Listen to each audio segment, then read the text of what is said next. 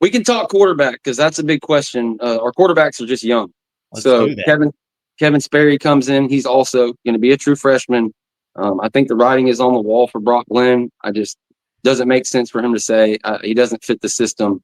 As we saw with his running is just side to side, get to the sideline, and it's just not quite as athletic at that short stature as Luke or the Trevor Jackson who you have as a preferred walk-on, or the Kevin Sperry kid you brought in. So I think they bring in a portal quarterback. The question is, do you bring somebody in that competes with Luke, sort of like a Florida situation with Mertz where, possibly he could take over for him if he doesn't win it, if Luke doesn't win it, something like that. Somebody like Thomas Castellanos from Boston College.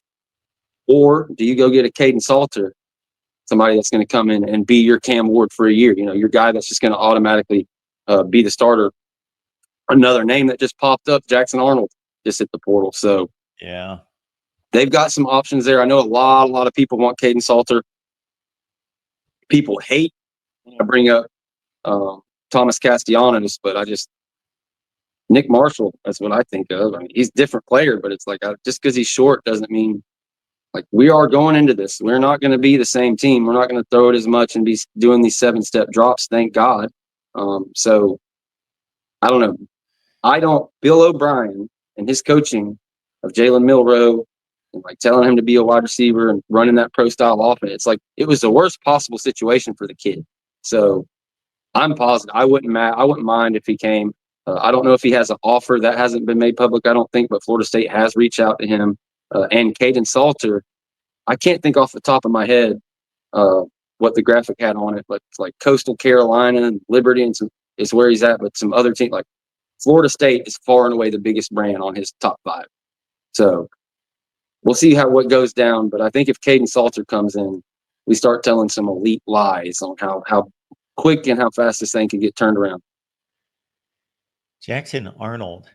Of course, Dylan Gabriel left Oklahoma basically because Jackson Arnold was the next guy in line, and Dylan Gabriel kind of got pushed out the door because Jackson Arnold was supposed to be the guy, and he had a rough year, got benched, came back, played a little bit better when they got him back in the lineup late in the season. Did lose 5 wide receivers, so that's a tough go. Guys loaded with talent, that's for sure. No doubt. And yeah, didn't Gabriel go to UCF? Yes. So there's a fit. There's a precedent there of that. And he's got a hell of an arm and a hell of an athlete too. I don't know. It's close to Cam Newton as you can get for a white guy, I guess. Yeah. Interesting. I mean, not that he was Cam Newton, but just the skill set. You know what I mean? The size and the ability to throw the ball and run and all that stuff.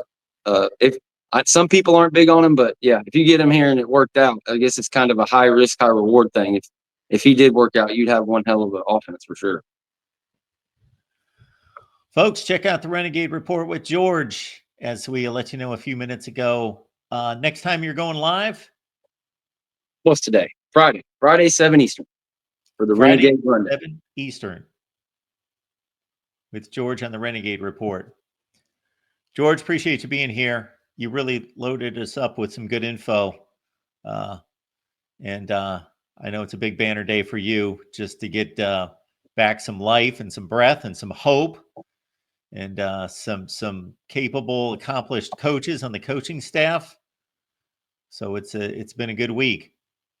Yes, sir. And now you get to go deal with a little depression over there with Cam.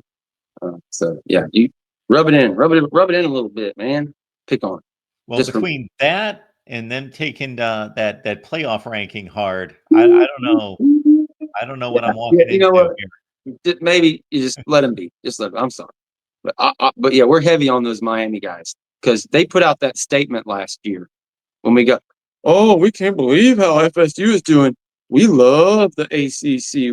We think we love our access to. We have not just access to the college football playoff, but robust access to the college football playoff, and we're 100% bought in. Woo! It looks funny in the light now, boy. It looks funny in the light. They are losing their minds. And what's crazy is they're trying to act like, oh, well, we're just as upset as y'all, but we won't complain about it for 6 months. Oh, well, we didn't lose 2 of our last 3 games. Yeah, We were undefeated. quite a bit different. Yeah. Let's talk about this before we get out of here. Okay, so what happened? It's the most ironic thing in the history of college football. Last year, how did Florida State get left out? Okay, we cover against Florida the same week that Alabama has a miracle against a terrible, even worse than Florida Auburn team. They get a miracle to get out of that, right? And somehow, oh, well, Florida State's offense isn't good enough. Their quarterback, yada, yada. Alabama gets in, okay? Follow that up with this year. Alabama loses, and they only scored 3 points on offense. 3 points. Completely shut down by, again, a 500 team, 15th place team before they beat them in the SEC. They got a second win now, so they're like 12th. But just second, third to worst team in the entire conference put up 3 points. 3 points. And, all that stuff, laughing about, oh, Florida State gets to watch Bama. And of all the teams, it's Bama. That bumps Miami out after they lose by 2 points to a 9-3 football team that should have been ranked to begin with, and a Georgia Tech team. And to see what he put up there, the Manuel, whatever his name is, he put up there that Alabama is 6-1 against teams above 500, and Miami is 4-2 against teams that are above 500.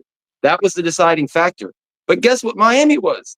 They were 100% against teams that were below or at or below 500. What was Bama's record? Like 500. They lost to 2 of them. So they're literally 500 against 500 or below teams. So in the SEC, quality loss, that's what we always talk about. Quality loss, even if it's against sorry Auburn, that carries you. Well, they had terrible losses. It was Miami with the quality losses. But no, the two wins extra against above 500 teams, that's what carried the day for them. And I know it's wrong, but at the same time, it's hard to complain when you lost 2 or 3 of your last games. So I also get that, but there's a big difference in losing by 2 points at the end than getting blown out and only score 3 points on offense. That for sure. Has there ever been a team that scored 3 points in a game that went on to win a darn national championship or a BCS bowl or anything like that? I don't know if that's ever happened in history. Well, I can think of a few, but yeah, it's pretty rare. Ironically, Miami did. But I actually see we don't have time for this debate, but I've got Alabama ranked ahead of Miami. I think would put South Carolina in because according to what they did with Florida State last year, September doesn't matter. And they've been the hottest. They got the best quarterback. So that was the thing. Oh, with the quarterback, they're on a 6-game winning streak. They just won a ranked game. And they're the last team. So I know we don't have time for it, but it's just hilarious to watch.